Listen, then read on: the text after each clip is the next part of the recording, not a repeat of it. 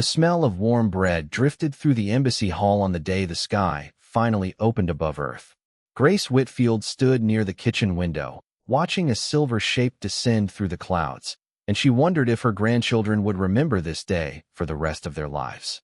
Somewhere across the city, engineers and soldiers rushed to their stations. But here, in this quiet building set aside for the first proper dinner between two worlds, the mood was calm. Someone had decided that the best way to greet visitors from another star was not with weapons or speeches, but with a shared meal. Daniel Reyes had been given the job of hosting that meal. He was not a general or a scientist. He was a man who had once run a small restaurant before joining the diplomatic corps, and someone in the government thought his steady hands and easy smile would help calm the nerves of everyone in the room, human and alien alike. He checked the table one more time. Plates were set. Cups were filled with water, and in the center of it all sat large bowls of steaming white rice, plain and simple, the kind of food eaten in nearly every home on the planet. The alien delegation arrived without much fuss. Their ship landed outside the city, and a small group walked in through the main doors, led by a tall figure named Counselor Vashtu. Vashtu belonged to a species called the Doran, thin-boned and covered in pale gray skin that shimmered faintly under bright light. Beside him walked several aides, each one carrying small devices strapped to their wrists, scanning everything as they moved. Daniel greeted them with a bow of his head, the universal translator in his ear crackling to life as Vashtu offered a greeting in return. The dinner began with polite conversation. The aliens asked about Earth's weather, its oceans, its history. Daniel answered as best he could, proud to share small details about his home. Then, as the first course was served, one of Vashtu's aides lifted his wrist device toward the table and let out a soft, sharp sound. The room went quiet. Vashtu leaned forward and looked at the device's screen. His eyes, large and dark, moved rapidly across the readout. He said something to his aide in their own language, low and urgent, before turning back to Daniel with a stiff expression. "This substance," Vashtu said, pointing one long finger toward the bowl of rice, "is listed in our records as a lethal compound." Daniel blinked, unsure if the translator had made a mistake. "The rice?" he asked. "Yes, the white grains. Our scanners detect compounds known to cause fatal reactions. Elevated sugars, bacterial toxins under poor storage, trace amounts of heavy metals absorbed from soil and water." Vashtu's aide showed him the readout again, and his frown deepened. "And yet it sits here, served at your table, without warning or restriction." Daniel looked down at the rice, then back up at the aliens, and for a moment he did not know what to say. To him, rice was nothing special. It was breakfast. It was dinner. It was the food his grandmother had cooked for him as a child, the food that filled markets and homes across every continent on Earth. He had eaten it his whole life without a single thought of danger. "We eat this every day," Daniel said slowly. "It's one of the most common foods on our planet. Billions of people eat it, some of them more than once a day." The Doran delegation exchanged uneasy glances. One of the younger aides muttered something that the translator failed to catch clearly, though the tone suggested disbelief. Vashtu straightened his posture, trying to hide his unease behind formality. "Then perhaps," he said carefully, "your species has found some way to withstand what our data says should not be survivable in such quantities. Or perhaps you do not yet understand the risk you are taking."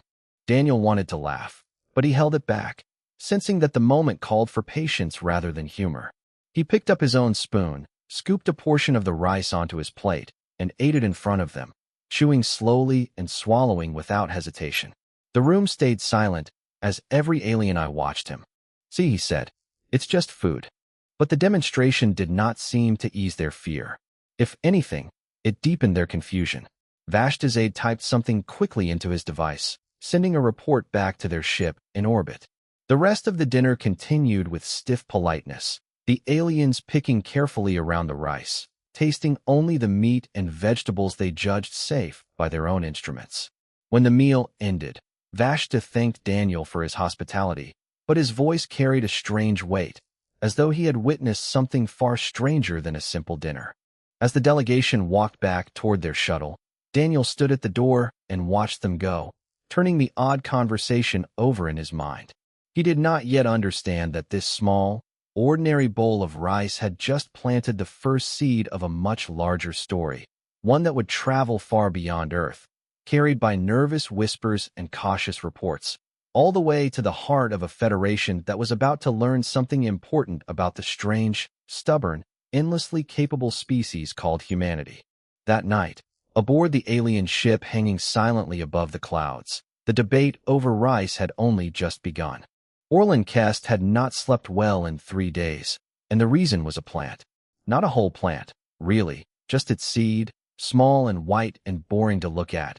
Yet somehow it had turned his quiet research post into the busiest place on the ship. He worked for the Federation Food Safety Board, a department that most people forgot existed until something went wrong. Rice had made sure everyone remembered it now. The report from the dinner on Earth had spread faster than anyone expected. What began as a short note from Counselor Vashta's team turned into a full investigation within 2 days, pulled apart and argued over by scientists across 3 different departments. Orlin sat in a small briefing room, surrounded by screens showing chemical breakdowns of rice grains sent up from the surface. The numbers were not wrong. Rice did contain natural toxins in small amounts. It could grow dangerous mold if stored in damp conditions. Undercooked or reheated poorly, it could carry bacteria capable of making a person violently ill. None of that was invented. The Federation's instruments had simply done their job, and their job had returned a result that looked, on paper, terrifying. "They eat it every day," said a colleague sitting across from him, a researcher named Bissa Dorn, tapping the table with 2 fingers as she spoke. "Every day, Orlin. Not once a year. Not on special occasions. Every single day, in every household we have surveyed so far." "I know," Orlin said, rubbing his eyes. "I've read the same reports you have." "Then how are they still alive?" It was a fair question, and one that nobody on the ship had a solid answer for. Some crew members had started joking that humans must have stomachs made of something stronger than normal biology, jokingly calling them compound eaters in the hallways. Others were not joking at all. A few of the more cautious officers had begun avoiding contact with human food entirely, worried that some unknown effect might spread through simple proximity, though Orlin found that idea a little foolish. He pulled up the full data again, letting it fill the wall screen in front of him. Rice, it turned out, was not eaten alone. Human meals paired it with vegetables, with meats, with sauces and spices that varied wildly from one region of the planet to another. In every sample gathered from human kitchens, the rice appeared clean, fully cooked, and safely stored, whether examined in a private home or a public market. There were no signs of illness linked to any of the meals observed. If rice truly was as dangerous as the raw compound data suggested, something about the way humans handled it was clearly working. "Maybe it's not the rice itself," Orlin said slowly, thinking aloud. "Maybe it's how they treat it before it reaches the table." Bissa raised an eyebrow. "You think preparation matters that much?" "I don't know yet," Orlin admitted, "but I intend to find out." He requested access to a wider set of records, hoping to trace exactly how humans across different regions cooked their rice. What came back surprised him even more. There was no single recipe, no official government method stamped onto every kitchen. Instead, there were thousands of small traditions, passed down through families, communities, and cultures, each one slightly different, yet each one somehow avoiding the dangers his instruments had flagged. Some cultures rinsed the rice several times before cooking. Others soaked it for hours. Almost all of them cooked it thoroughly, using heat long enough and high enough to destroy anything harmful hiding within the grains. It was not one single answer. It was hundreds of small, careful habits, built slowly over countless generations, refined by trial and error long before anyone on Earth understood the science behind bacteria or toxins. Humans had simply learned, through painful experience passed down as memory and custom, exactly how to make something risky into something safe. Orlin found the idea strange and, in a way, humbling. His own species relied heavily on scanners and machines to judge what was safe to eat. Humans, it seemed, had built an equally reliable system using nothing more than observation, patience, and the stubborn refusal to give up on a food source simply because it carried risk. Word of his early findings spread through the ship faster than he expected. Some officers dismissed the idea outright, insisting that no untrained species could match the safety standards of Federation science through mere tradition alone. Others, like Bissa, found themselves quietly impressed, unable to argue with the fact that billions of humans ate this so-called lethal compound daily without dropping dead in the streets. Counselor Vashtu, still troubled by what he had witnessed at the dinner, requested a full report from Orland's team before making any further decisions. He wanted proof, not rumors, before he decided whether humans were simply lucky or something far more interesting. Late that night, alone in his small office, Orland stared at the glowing screen filled with data about rinsing times, cooking temperatures, and storage methods gathered from 1,000 different kitchens scattered across a single planet. He thought about how easy it would have been for his own people to dismiss rice entirely after seeing the first frightening readout, to lock it away as forbidden and move on. Humans had not done that. They had looked at something dangerous, studied it slowly across generations, and turned it into comfort food eaten at every table. Orland closed his eyes and allowed himself a tired, thoughtful smile.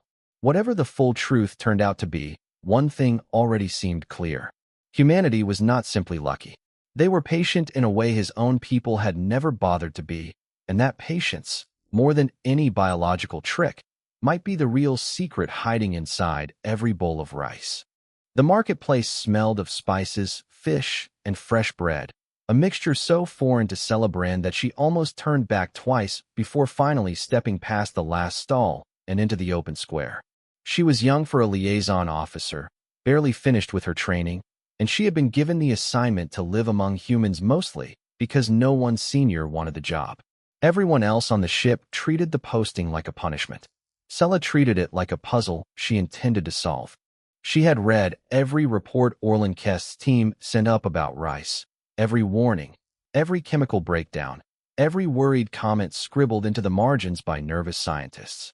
None of it satisfied her. Reports were secondhand. Numbers on a screen could not tell her why an entire species calmly ate something her own instruments called dangerous, without fear, without hesitation, as if it were the most normal thing in the world. She wanted to see it for herself, not through a scanner, but through her own eyes. The market was crowded that morning, filled with the noise of people bargaining over vegetables and fabric. Sella wandered slowly, drawing curious glances from the humans around her, though most simply nodded politely and returned to their business. She was still getting used to that, the way humans reacted to her presence with more curiosity than fear. Near the edge of the square, she spotted an elderly woman crouched beside a small portable stove, stirring a pot with practiced ease. Steam rose from the pot, carrying a smell Sella now recognized instantly. Rice. The woman's name, Sella would later learn, was Grace Whitfield, the same grandmother who had watched the alien ship descend from her kitchen window weeks earlier. Grace glanced up as Sella approached, unbothered by the sight of an alien standing near her stove, and offered a small, warm smile. "You're one of the visitors," Grace said, not quite a question. "Yes," Sella replied carefully, her translator smoothing out her words. "I am called Sella. I am studying human food." Grace chuckled and gestured toward the pot. "Well, you've picked a good spot then. This is dinner for my grandchildren tonight." Sella hesitated, glancing at the softly bubbling grains inside the pot. Every instinct trained into her by Federation protocol told her to keep her distance, to record data from afar, to avoid direct contact with a substance classified as hazardous. But distance had given her nothing so far except more confusion. She took a slow breath and asked the question that had been sitting in her mind since the day she first read Orland's report. "Why are you not afraid of this?" Grace blinked, clearly thrown by the seriousness in Sella's voice. "Afraid of rice?" "Yes. Our scanners detect toxins, bacteria, elements that can cause harm if eaten in large amounts. And yet you and your people eat this daily, without hesitation." For a moment, Grace looked as though she might laugh, assuming this was some strange joke about picky eaters or unusual alien customs. But something in Sella's expression, steady and genuinely searching, told her this question was sincere. Grace set down her spoon and thought carefully before answering. "I suppose it can be dangerous if you don't know what you're doing," she said slowly. "Undercooked rice isn't good for you. Leaving it out too long isn't good either. But my mother taught me how to cook it properly, and her mother taught her, and so on, probably further back than anyone remembers. We've just always known how to handle it safely. It's not really something we think about anymore. It's just dinner.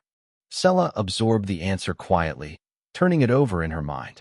It matched, almost exactly, what Orland's research had begun to suggest, that safety here came not from some hidden biological advantage, but from generations of careful, repeated knowledge passed down without needing complicated machines to confirm it. Still, knowing something and truly understanding it were different things. Sella looked down at the pot, then back at Grace, and made a decision that would have horrified her superiors back on the ship. She held out her hand. "May I taste it?" Grace raised an eyebrow, surprised but not unwilling. "Are you sure? I don't know what your body can handle." "I would like to know for myself," Sella said, steadying her voice despite the nervous flutter in her chest. Some quiet, dramatic part of her mind wondered if this spoonful might be her last conscious act, though she pushed the thought aside as foolishly emotional. Grace scooped a small portion onto a plate and handed it over with a spoon. Sella stared at it for a long moment, the warm steam curling upward, before finally lifting it to her mouth and swallowing. Nothing happened. No burning, no sudden weakness, no alarm from the small monitor strapped quietly beneath her sleeve. Just a warm, plain taste, simple and unremarkable, exactly as Grace had described. Sella stood there for a moment, almost disappointed by how ordinary the experience felt after so much fear surrounding it. "Well?" Grace asked, amused. "It is fine," Sella admitted, still slightly stunned. "Completely fine." She thanked Grace for her patience and hurried back toward her transport, her mind racing the entire way. This was not proof enough to satisfy the Federation's strict scientific standards. She knew that much. One taste, one moment, proved little on its own, but it was enough to convince her that the fear surrounding rice had been built on incomplete information, not solid danger. She began drafting her report before she even reached the ship, eager to share what she had learned and push the investigation further, deeper into the quiet, patient brilliance hiding inside something as small and simple as a bowl of rice. Rain tapped softly against the windows of a small culinary school on the edge of the city, and inside, a group of alien researchers stood gathered around a kitchen counter, watching a young instructor measure water into a pot with practiced precision. Orland Kest stood at the front of the group, notebook in hand, though he barely needed it anymore. After weeks of studying reports from a distance, the Federation had finally approved a request to send a small research team directly to Earth, and Orland had insisted on leading it himself. The instructor's name was Victor Delgado, though everyone at the school simply called him Chef. He had agreed to host the alien visitors without much hesitation, mostly amused by how seriously they seemed to be taking a pot of rice. He measured out 2 cups of rice into a fine mesh strainer and held it under running water, swirling it gently with one hand. "First thing," Victor said, glancing at the small group watching him closely, "you rinse it. Gets rid of extra starch, and a bit of dust too, depending on where it's packaged." One of the researchers, a quiet analyst named Dessa Finn, leaned forward and murmured something into her recorder. Orland watched the water run cloudy at first, then gradually clear, and found himself oddly fascinated by something so simple. "Does the rinsing remove the toxins your scanners detected?" Orland asked. Victor shrugged. "Not exactly toxins, no? It's mostly about texture and cleanliness. The real safety part comes later, when you cook it properly." He poured the rinsed rice into a pot, added water, and set it over heat, explaining as he worked.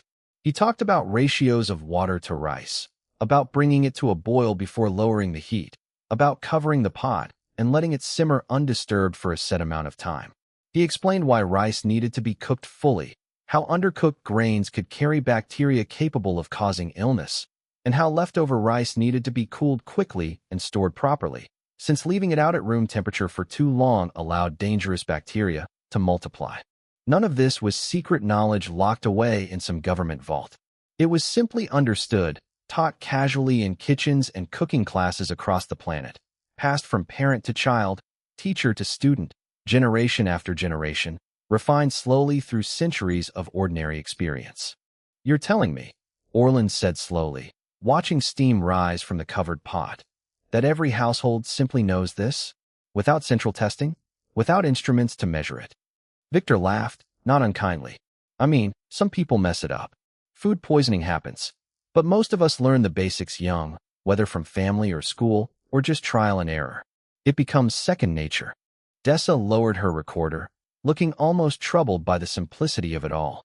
Your species built an entire safety system, she said, without needing to fully understand the biology behind it. I guess so, Victor said, glancing at the timer on his counter. We just knew what worked, and we kept doing it. The pot finished cooking a while later, and Victor lifted the lid, releasing a cloud of warm steam into the room. He fluffed the rice gently with a fork and offered small portions to each member of the alien team, encouraging them to taste it for themselves. Most of them hesitated, remembering the original warnings from their instruments. But Orlin stepped forward first, remembering Celebrin's earlier report about her own experience at the marketplace. He took a small bite, chewing slowly, waiting for some reaction that never came. The rice tasted plain, slightly warm, comforting in a way he had not expected. One by one, the rest of his team followed his example, tasting the rice and finding nothing but a simple, ordinary meal. Over the following days, Orlin's team expanded their study beyond Victor's classroom, visiting homes, restaurants, and small family kitchens across different regions of the planet. Everywhere they went, they found variations on the same basic principles: rinsing, proper cooking, careful storage. Different cultures added their own twists, different spices, different methods, yet the underlying safety habits remained remarkably consistent, as if humanity had quietly agreed on the same lessons independently, across countless separate communities. Back aboard the ship, Orlin compiled his findings into a full report, more confident now than he had been in weeks. The danger his instruments had detected was real, technically speaking, but it was a danger easily managed through simple, repeated practice. Humans were not immune to the risks. They had simply learned, patiently and thoroughly, how to avoid them. He thought about how differently his own people approached food safety, relying almost entirely on machines and strict regulations handed down from central authorities. There was nothing wrong with that approach, but watching Victor casually explain centuries of accumulated wisdom over a simple pot of rice made Orlin realize something important. Knowledge did not always need to come from advanced technology. Sometimes it came from patience, tradition, and the quiet stubbornness of people who refused to let a little risk stop them from enjoying something simple and good. When he submitted his final report to Counselor Vashtu, he included a personal note at the end, something unusual for a formal Federation document. He wrote that humanity's greatest strength might not lie in resistance to danger, but in their willingness to study it carefully, generation after generation, until even something once considered risky became nothing more than an ordinary, comforting part of daily life. News traveled strangely across the Federation, passed along not through official broadcasts, but through quiet conversations between crew members on distant ships, each retelling adding a little more color to the story. By the time the tale of the lethal grain humans eat for breakfast reached the outer stations, it had grown into something almost like folklore, half fact, half exaggeration, though the core of it remained true. Humans really had taken something flagged as dangerous and turned it into an ordinary part of daily life through nothing more than patience and shared knowledge. On a research outpost near the edge of Federation space, a young technician named Rico Sannel first heard the story from a passing cargo pilot and laughed so hard she nearly dropped her tools. It sounded absurd, almost too strange to be true, a species eating a substance classified as hazardous 3 times a day, without a second thought. But when she pulled up Orlin Kest's official report later that evening, she found herself reading the whole thing twice, unable to shake the quiet respect building inside her chest. That respect spread slowly across the Federation, station by station, ship by ship. Rice became something of a symbol, mentioned casually in conversations about humanity, sometimes as a joke, sometimes with genuine admiration. Alien officials who once viewed the species with cautious curiosity began requesting rice specifically at diplomatic functions, eager to experience firsthand what had caused so much confusion and, eventually, so much respect. Celebrin found herself unexpectedly caught in the middle of this shift. Her early report about tasting rice at the marketplace had circulated further than she ever expected, turning her into a minor point of interest among Federation staff. She received messages from officers she had never met, some curious, some skeptical, a few outright doubtful that such a simple act could hold any real significance. She answered each one patiently, explaining again and again that her willingness to taste the rice had not been an act of bravery, but simple curiosity paired with careful observation. Still, the attention gave her a new kind of purpose. She began organizing small cultural exchanges between human communities and visiting Federation delegates, encouraging both sides to share meals together rather than simply observing from a cautious distance. At one such gathering, held in a modest community hall not far from where she had first met Grace Whitfield, Sella watched with quiet satisfaction as alien guests sat beside human families, sharing plates of rice alongside dishes from a dozen different countries. Not everyone embraced the shift so easily. Among the more cautious Federation species, skepticism remained strong.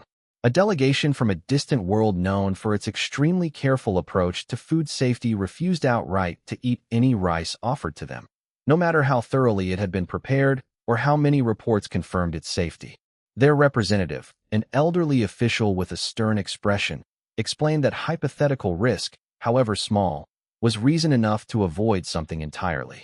Perhaps humans are simply fortunate, the official said during one formal meeting, arms folded tightly. Fortune is not the same as safety. Orlin, present at the same meeting, respectfully disagreed, presenting his data once more, walking through the careful preparation methods, the generations of accumulated knowledge, the consistent absence of harm across countless recorded meals. The official remained unconvinced, and Orlin did not push the matter further, recognizing that some attitudes shifted slowly, if at all. Not every mind needed to be changed immediately. What mattered was that enough minds had already begun to shift, opening doors that had been firmly closed only weeks earlier. Meanwhile, back on Earth, Daniel Reyes found himself busier than ever, coordinating a growing number of requests from alien officials eager to experience human cuisine firsthand. He smiled to himself each time a new delegation arrived, remembering the tense, confused expressions from that very first dinner, so different from the curious, eager faces now filling his guest list. Rice had somehow become an unlikely bridge between two very different worlds, a small, humble grain carrying far more weight than anyone could have predicted. Grace Whitfield, unaware of just how far her simple kitchen lesson had traveled, continued cooking dinner for her grandchildren each evening, exactly as she always had. When a local news reporter eventually tracked her down, curious about the elderly woman who had unknowingly played a small role in changing interstellar relations, Grace simply laughed and shrugged, insisting she had done nothing special. "I just made dinner," she said, smiling warmly for the camera. "That's all any of us ever do." But the story continued to spread, carried further by curious officials, cautious scientists, and ordinary humans simply going about their daily lives. What had begun as a moment of confusion and fear at a single dinner table slowly transformed into something larger, a quiet testament to human patience, tradition, and the simple, stubborn refusal to let danger stand in the way of something good. Rice, once flagged as a lethal compound, had become instead a symbol of everything the Federation was only beginning to understand about the strange, resilient, endlessly capable species called humanity. Snow had begun to fall over the city by the time the Federation finally reached its formal decision, drifting quietly past the tall windows of the embassy hall where the announcement was made. Months had passed since that first tense dinner, and the room now felt entirely different, filled with a mix of human and alien guests chatting easily over plates of food that no longer caused a single moment of alarm. Counselor Vashta stood near the center of the room, reviewing the final approved document one last time before the evening began. The Federation Food Safety Board had officially reclassified rice, no longer listing it as a hazardous compound, but instead marking it as safe when prepared according to established human methods.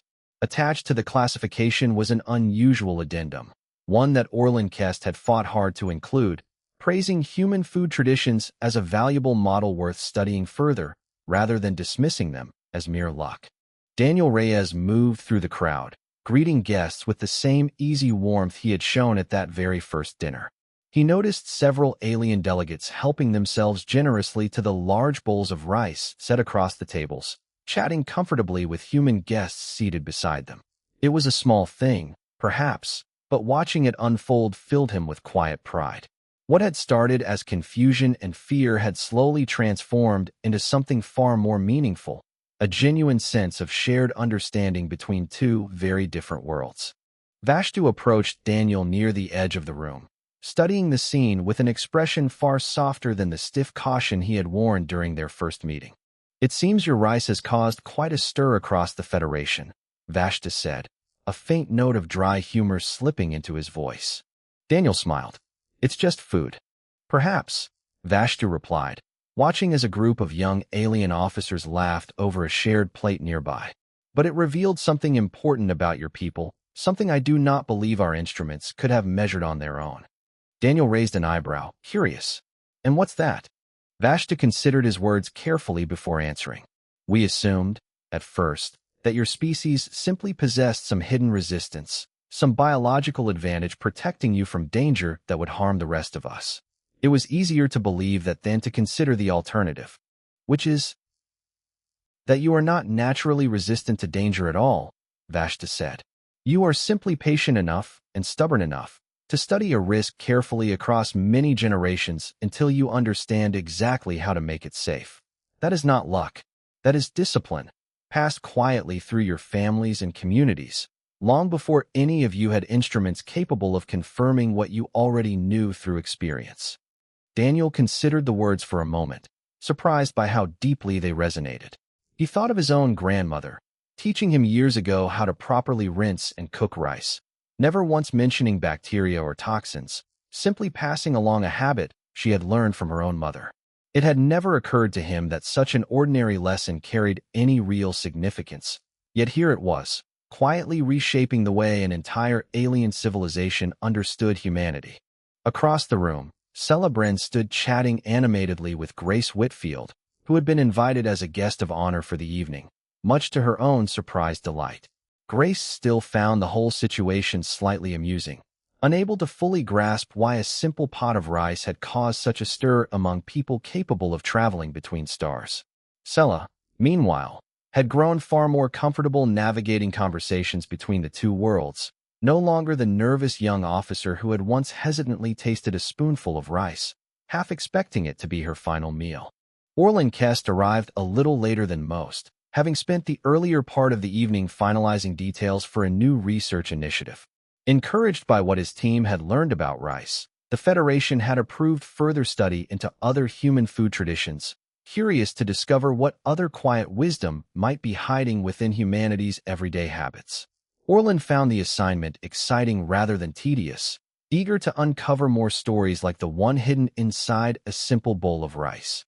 As the evening wore on, the formal announcements gave way to relaxed conversation, laughter drifting easily between human and alien guests scattered across the hall. Daniel watched it all unfold from near the doorway, remembering the tense silence that had filled this very room months earlier, when a single bowl of rice had nearly derailed the very first dinner between two worlds. It struck him then, standing quietly amid the warm noise of the gathering, that humanity's greatest strength had never truly been about resisting danger at all. It was something far simpler and far more powerful. It was the willingness to face something uncertain, to study it patiently across generations, and to pass that hard-earned knowledge forward, family to family, meal to meal, until even the most feared unknown became nothing more than a comforting, familiar part of everyday life. Outside, the snow continued to fall softly over the city, while inside the embassy hall, humans and aliens alike shared plates of rice together, no longer strangers cautiously studying one another from a distance, but neighbors slowly learning to understand each other, one simple, shared meal at a time.